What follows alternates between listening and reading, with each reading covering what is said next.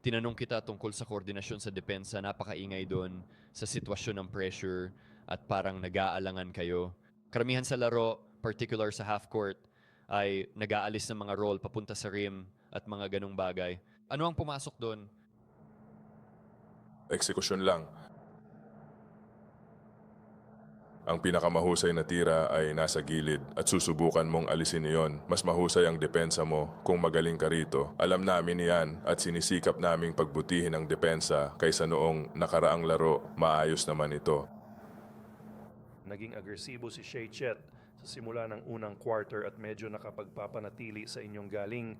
Alam kong mahirap ang opensa para sa kanya. Ano sa tingin niyo ang ambag niya sa court ngayong gabi? Oo, ibig sabihin magaling talaga siya.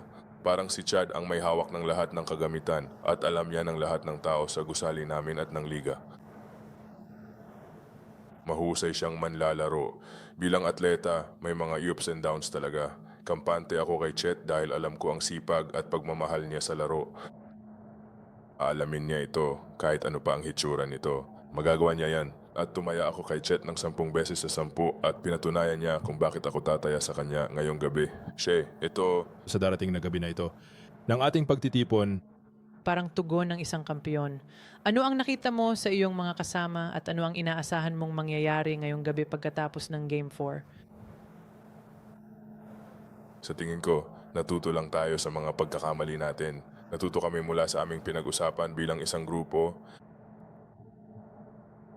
In-apply namin ito ngayong gabi. Ito ang mahalaga. Ang serye, laban sa malakas na team, ay isang laban sa chess. Pabalik-balik ka sa mga pagsasaayos at plano ng laro, paglipat sa mga bagay-bagay at pagsubok ng mga bagong bagay.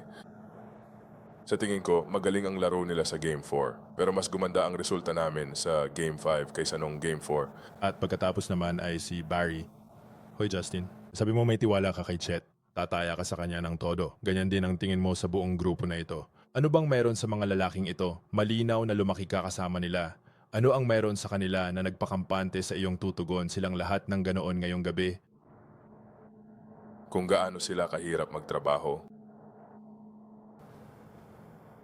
Ang mga intensyon nila dyan sa basketball court at ang tipo ng mga kasamahan nila sa team. Alam kong buong puso ang intensyon ng lahat sa basketball team na manalo. Walang ibang mga agenda, walang ibang iniisip kundi ang manalo. At lahat ay nagsusumikap para makamit iyon at maging ang pinakamahusay na bersyon ng kanilang mga sarili sa paggawa nito. At yun lang ang mahihiling mo sa isang kakampi. Magsikap at ibigay ang lahat para manalo. Ganyan ang buong grupo namin. Narinig kita sa broadcast walk-off interview.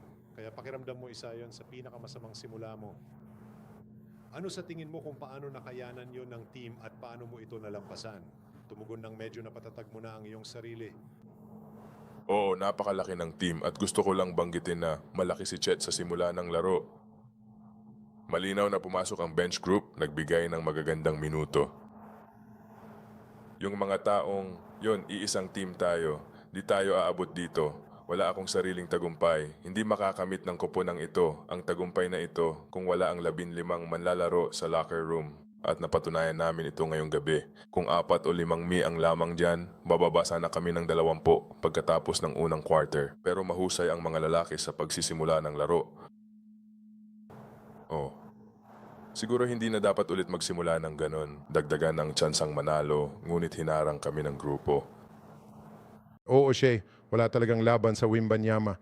Pero kapag sina Chet at Isaiah ay parehong naglalaro ng kasing husay at kasing produktibo ng kanilang ginawa, yun na ba ang pinakamalapit na makakamit ng isang koponan? Parang may sagot ka na ba para sa Wembanyama?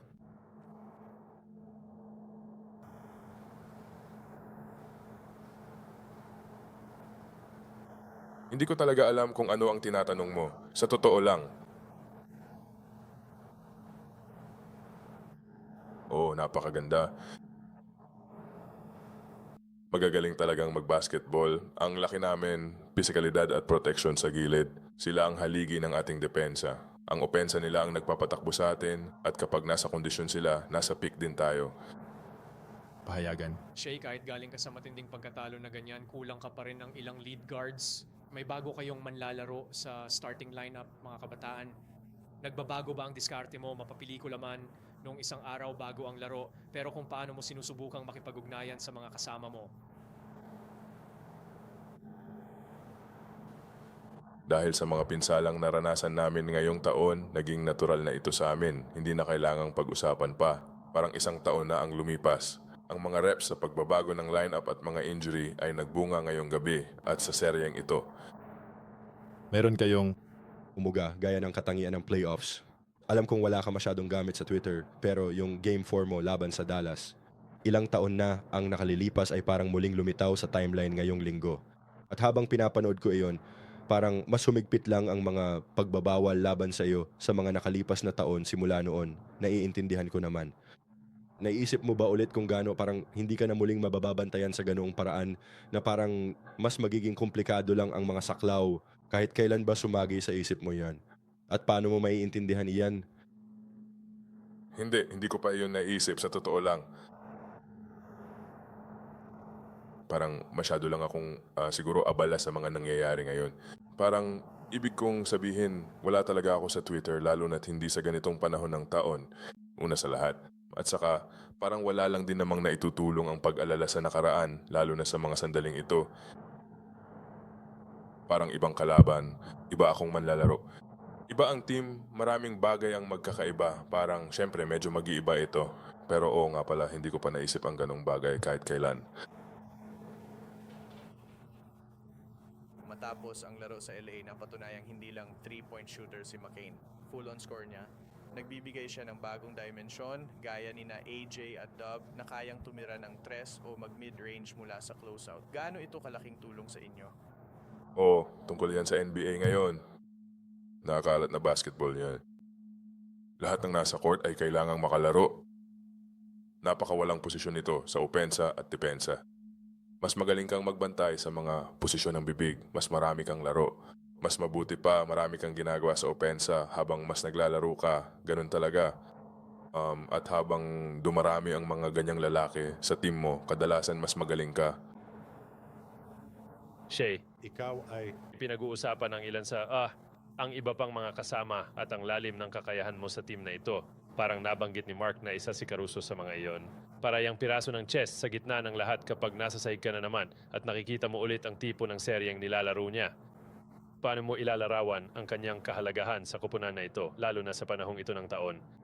Oo, ang ibig kong sabihin, siya ang may pinakamaraming kampyonato sa koponan na ito una sa lahat. Nakapaglaro na siya sa pinakamalalaking laro sa koponan na ito. Kaya yung karanasang hindi mo kayang ulitin, hindi mo kayang likhain, madadaanan mo man o hindi. At parang si AC ay hindi naman ganun kagaling na tao. Hindi siya yung lalaking 6 na talampakan at 7 pulgada ang taas at 7 talampakan at 3 pulgada ang lapad ng pakpak at mahilig magpaputok ng mga lights off. Pero siya ay isa sa mga hindi naman talaga pinakamahusay na kakompetensya sa NBA. Parang gabi-gabi at gabi-gabi. Iyan ang suot niya at iyan ang tono na itinatakda niya para sa amin bilang isang grupo. At kumpleto na ang seryeng ito na may mga taong wala at kailangan siyang maging mas mahusay.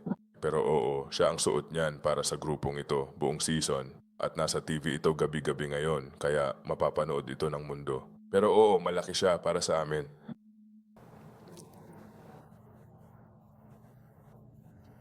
Paano ka nag-aabala? Mayroon po kayong kailangang dalhin. Papunta doon sa may San Francisco. Oo, pakisiguro lang po na maayos ito. Antonio, marami pa tayong dapat ayusin gabi. Panoorin natin kung paano sila gagaling. Tingnan natin kung paano sila tumugon sa pagkatalo at unawain ang kanilang mindset para sa susunod na laro. Oo, pero kailangan lang nating maging handa. Mahusay na koponan sa gitna ng mahirap na sitwasyon para manalo dahil nakataya ang kanilang season na unawaan namin kung ano ang nangyayari. Siyempre,